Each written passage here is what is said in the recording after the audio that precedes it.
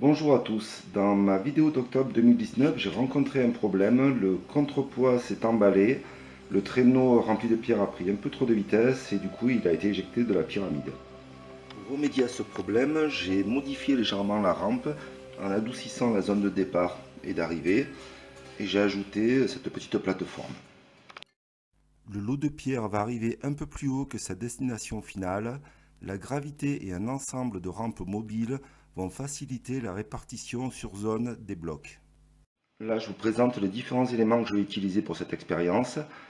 On a un contrepoids hydraulique, un traîneau de transport, une balance pour calculer le rendement, le pyramidion, la rallonge de la pyramide qui ira ici en haut et des éléments qui permettent de diminuer les frottements.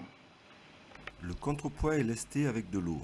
Cette eau est puisée dans les deux fosses à barque, puis hissée jusqu'au conduit sud du réservoir. Dans ma vidéo d'octobre 2019, je propose deux méthodes pour hisser l'eau jusqu'à 80 mètres de haut. J'explique également le parcours de l'eau dans la pyramide. J'insiste sur le fait que les blocs en granit de la chambre du roi sont parfaitement joints et qu'une fine couche de mortier entre les pierres accroît l'étanchéité. Les pierres sont acheminées des carrières jusqu'au pied de la face sud de la pyramide. Le contrepoids est en position haute. Il va glisser sur une distance de 93 mètres sur la face nord. Il va entraîner dans sa course le traîneau rempli de pierres qui lui va gravir 93 mètres sur la face sud.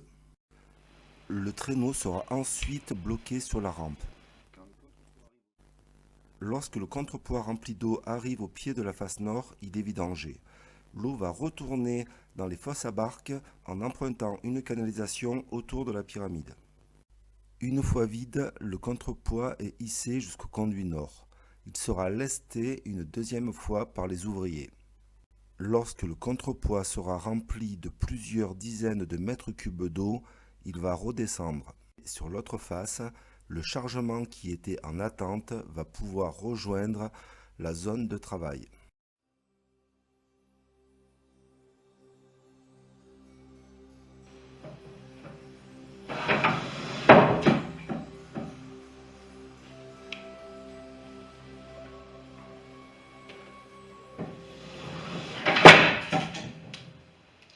La pose des derniers gradins est très complexe car l'espace disponible est extrêmement restreint.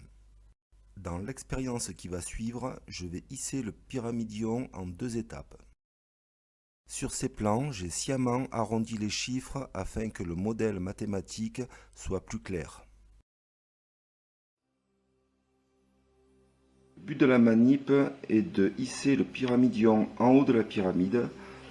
Les bossages seront ensuite éliminés par burinage.